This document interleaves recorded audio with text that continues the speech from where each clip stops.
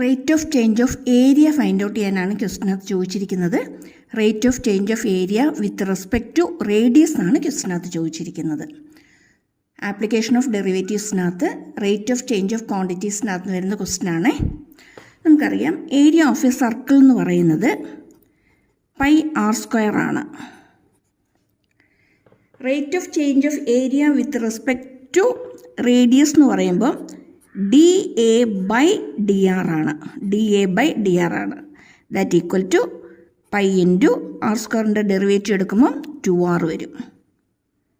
ഇനി നമുക്ക് എന്താ ഫൈൻഡ് ഔട്ട് ചെയ്യാനായിട്ട് ചോദിച്ചിരിക്കുന്നത്?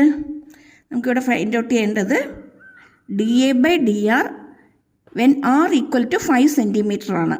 അപ്പോൾ നമുക്കിവിടെ dA/dr കിട്ടണം. എപ്പോഴാണ് കിട്ടേണ്ടത്? r ഈക്വൽ ടു 5 സെൻറ്റിമീറ്റർ ആയിരിക്കുമ്പോൾ. r ഈക്വൽ ടു 5 സെൻറ്റിമീറ്റർ ആയിരിക്കുമ്പോൾ. Okay, dA/dr is equal to 2π into r is 5 centimetre it is equal to 10π.